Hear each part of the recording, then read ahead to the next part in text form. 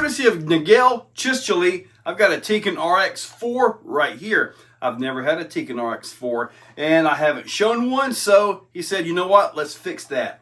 So I got a Tekin RX4 right there. Hotwire 2.0 right here. So we're going to get this installed into the Creep6, show the programming, and get it out for a test drive. It's supposed to be a whole lot quieter. Guys, let's get to that table, get this thing started. With the RX4, you have to solder everything to it. The battery plugs and the motor wires. I'll be using some 4mm bullets because I want this to go into other vehicles as well. So, battery negative here, battery positive here. Motor wires A, B, and C are right here. This is your port for your sensor wire right here. And you can use these to totally program this thing. However, got the Hotwire 2.0, so that's what we'll be using.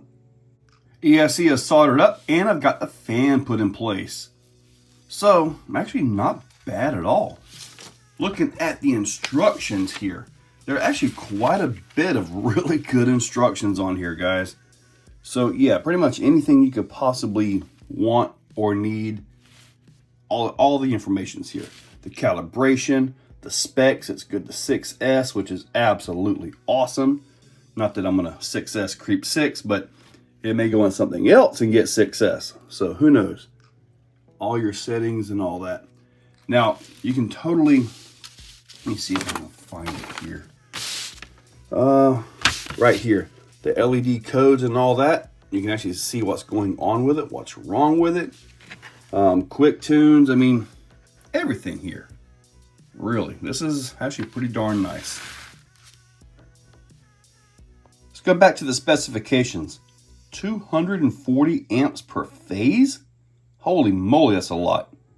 8 amp BEC, that's good. Yeah, that's actually some really good specs. On the quick tune, using the little buttons, you can do all of this stuff right here, which is really darn convenient. No tuning card or anything like that needed. You can just do it all right there, so long as you know what you're doing. Time to get the Mamba X out of here. Just got general wiring and stuff like that. Not a big deal.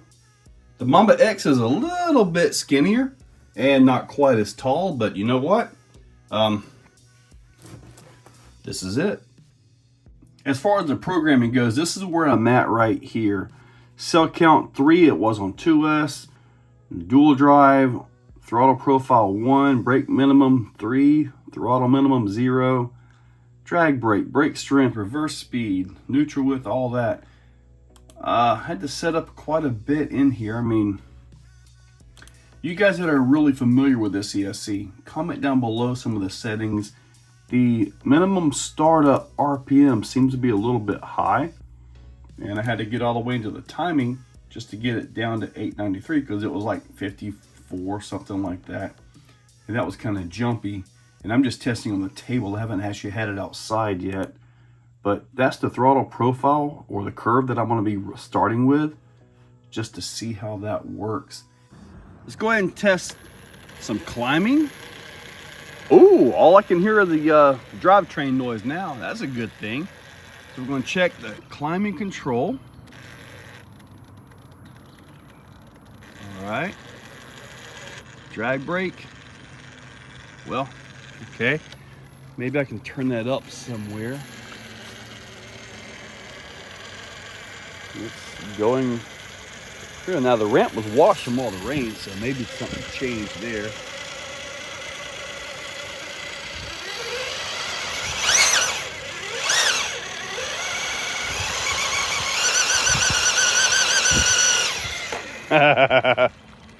All right, so definitely, maybe I'm used to the other style crawler system, but anyway, let's go get it on the rocks. Now, let me see here. The startup leaves a bit to be desired on this one. I love that it's quiet though.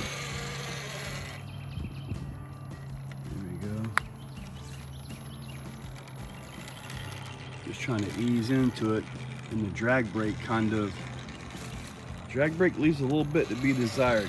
Guys, comment down below, let me know what I've done wrong on the settings. I'm sure it's got more than this, right? And as far as the control, the throttle, seems to be okay. The startup is a little bit high at like the 843 or something.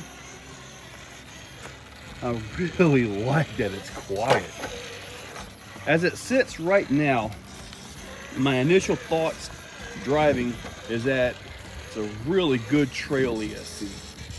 Mainly because it doesn't have the castle whine to it. Let's go ahead and try Lizardo over here. Haven't done this one in a while. I tell you, I like being able to drive this without having all that castle crying. And I know I mentioned that quite a bit here, but that's my #1 complaint with the castle is the noise.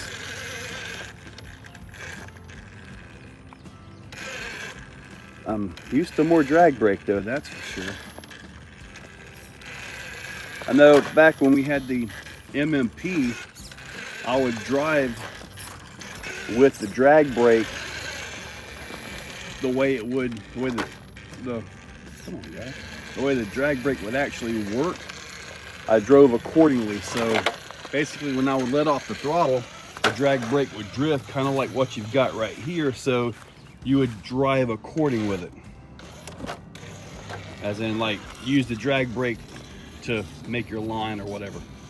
Now, historically speaking, Creep6 has always made short work of the nasty. Just the extra axle and all that just really makes short work of all this. See if I can continue that trend.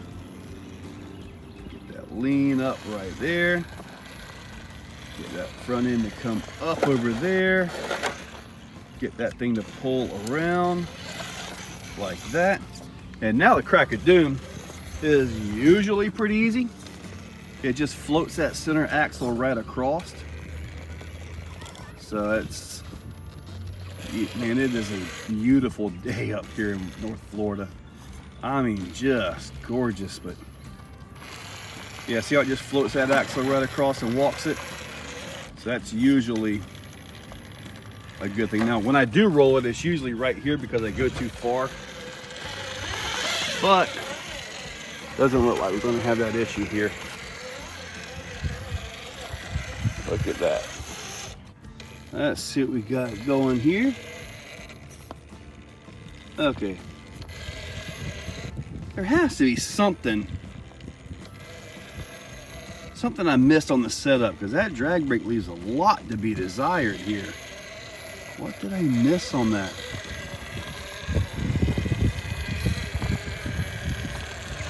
Nice. As far as climbing goes, it's the Creep6. This thing is going to go. Simple as that.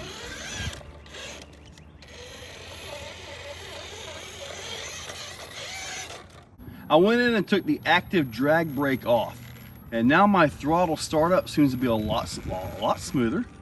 The drag brake itself, though, still leaves a lot to be desired. And back with the MMP, we would use that kind of roll right there to our driving strategy to steer and do what we need to do. So we got that pretty easy right there. We'll bring it right on around. And that was just kind of what we had. And then the Mamba X came around, and it was like, oh my God. We just had to change everything because of the downhill, which I got to actually test some downhill with this one. So we'll go catch that as soon as I hopefully complete this. As I don't fall off or roll off of that. There we go.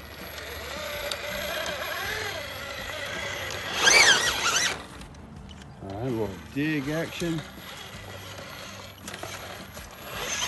Oh!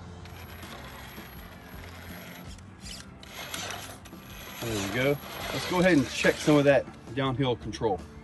Now the downhill control, that's as important as uphill control. Let's see here.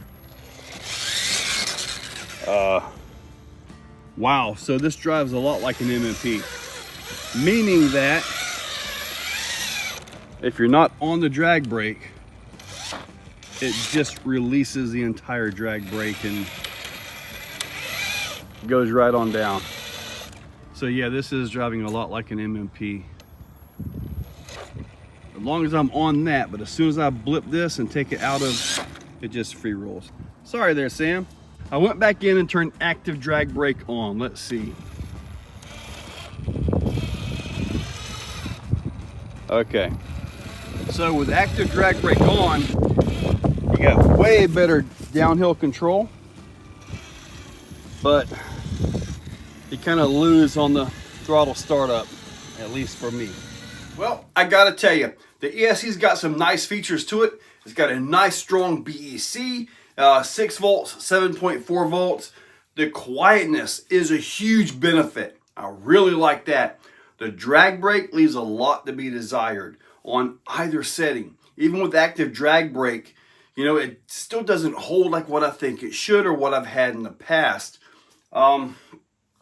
As far as the startup goes, it was better with active drag brake turned off, but you end up with a free roll as soon as you touch the throttle versus having the active drag brake going down. So, in my opinion, at this point in time, this ESC is a great ESC for general trail usage. The startup leaves a lot to be desired, especially when you got the active drag brake on as you're trying to get through some tight areas like in a competition setting. So leaves a little bit to be desired on that. But as far as everything else, thing runs absolutely great.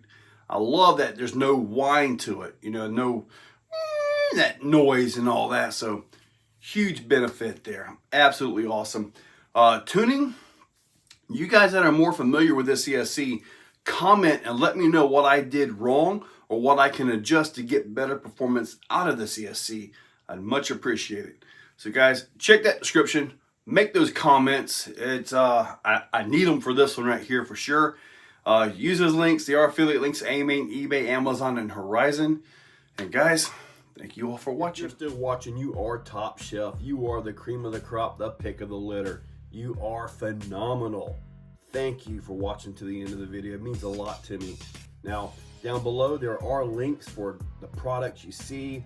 Also for channel memberships, if you guys want to be a part.